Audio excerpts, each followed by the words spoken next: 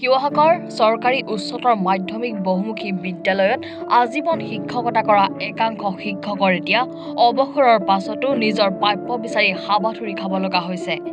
অসম চৰকাৰৰ শিক্ষা বিভাগৰ বাবে ইয়াতকৈ পৰিতাপৰ কথা কি হ'ব পাৰে?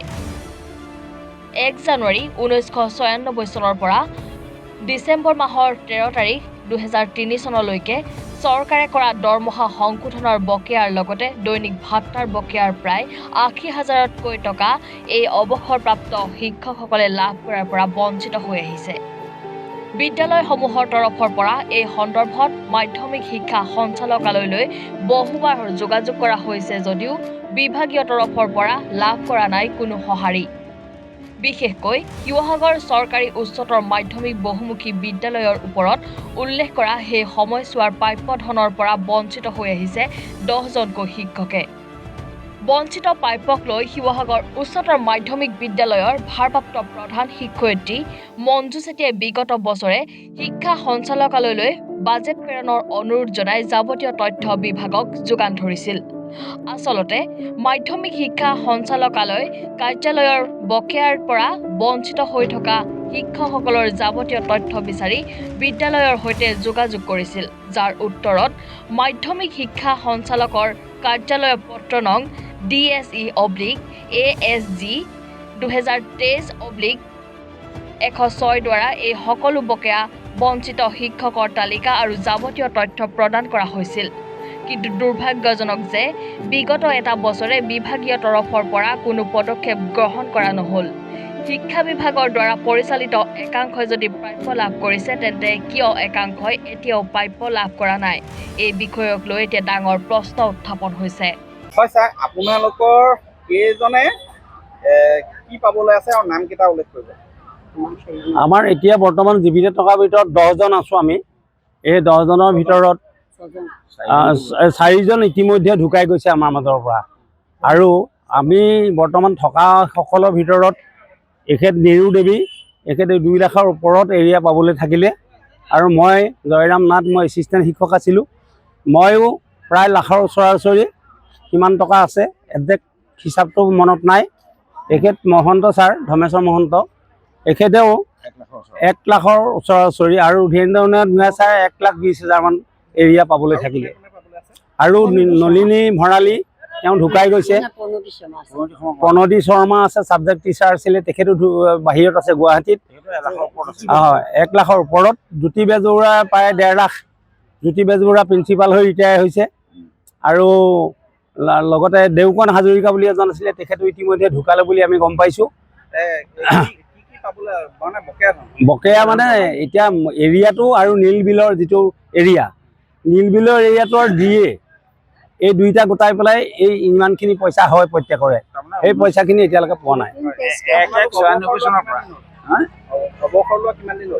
আমি প্ৰায় 3 চন, 2 চন, 3 চন, 4 এনেকৈ আমি এইখিনি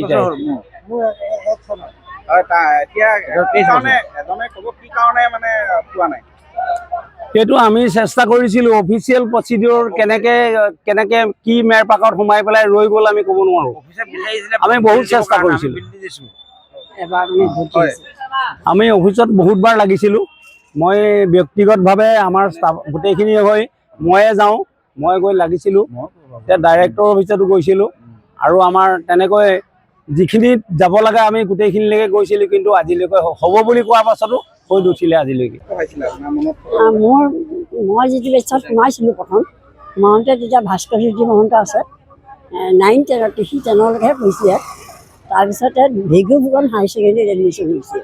কিন্তু সেই আন্দোলনত লাগিলে ক্লাছ নকৰাকৈ গ'লগৈ। এতিয়া বাকী মন যোৱাৰ হৈ মনত নাই যে। এতিয়া আপোনালোকে কি পাবলৈ আছে?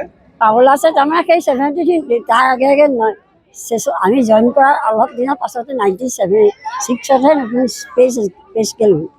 আমি 500 কিবা এটা বস্তুকে পাই থাকিলোঁ। মানে প্ৰথম 5,000 কিবা এটা হ'ল আৰু আমাৰ সেইটো বেছিক পে'টোকে পাই থাকিলোঁ। এতিয়া সমস্যা মানে পে স্কেলটো আমাৰ বহুত তলত আছে এতিয়া নতুন হায়াৰ ছেকেণ্ডেৰী হোৱাৰ পৰা। বাকীখিনিতকৈ আমি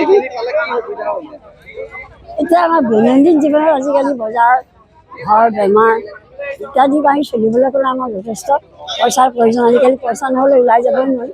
গতিকে সেইকাৰণে মই ভাবোঁ ইয়াৰ কথা এইখিনি যদি আমি পাওঁ কিছু সহায় হ'ব।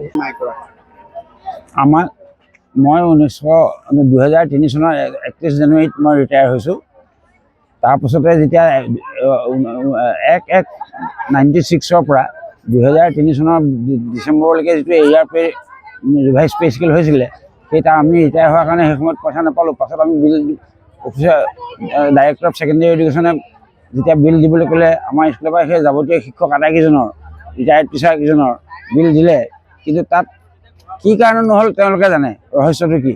তাৰপিছত সেইদৰে বহুতবাৰ আমি অহা যোৱা কৰিলোঁ, একো নহ'ল। হ'ব বুলি কয়।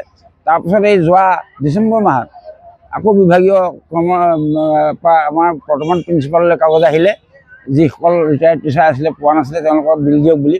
সেই যোৱা ডিচেম্বৰ মাহত 23 চনৰ ডিচেম্বৰ মাহত আমাৰ বৰ্তমান প্ৰিন্সিপালে আমাৰ আটাইকেইজনকে সামৰি সেই নীল বিলখনৰ পে উইথ দিয়ে, ৰিভাইজ পে এণ্ড দিয়ে এই বিলখন দিলে, কিন্তু আজিলৈকে তাৰ কোনো ফলৱতী হোৱা নাই। গতিকে আমি ৰহস্যটো নাজানো কি কাৰণে হোৱা নাই। শিৱসাগৰৰ পৰা ৰাতু কুমাৰ দাসৰ ৰিপৰ্ট, এনি ভাৰত 24।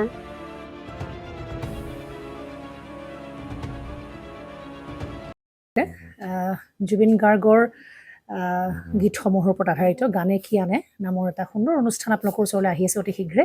অহা 15 আগষ্টৰ পৰা ধেমাজিৰ পৰা প্ৰথম অডিশ্যন আৰম্ভ হ'ব, আৰু সেই অডিশ্যনৰ যোগেদি বিভিন্ন কণ্ঠশিল্পীসকলে যিসকলে এই অনুষ্ঠানত যোগদান কৰিব বিচাৰে তেওঁলোকে এই অডিশ্যনৰ যোগেদি আগবাঢ়ি আহক। আৰু জুবিন গাৰ্গৰ বহুত ভাল লগা গান আমি সদায় শুনি আহোঁ, আৰু আপোনালোকৰ যদি ভাল লগা গান থাকে জুবিন গাৰ্গৰ আপোনালোকে গাই ভাল পায়, তেন্তে অডিশ্যনত যোগদান কৰক। মোৰ ফালৰ পৰা আন্তৰিক শুভকামনা থাকিল এই সম্পূৰ্ণ অনুষ্ঠানটোলৈ।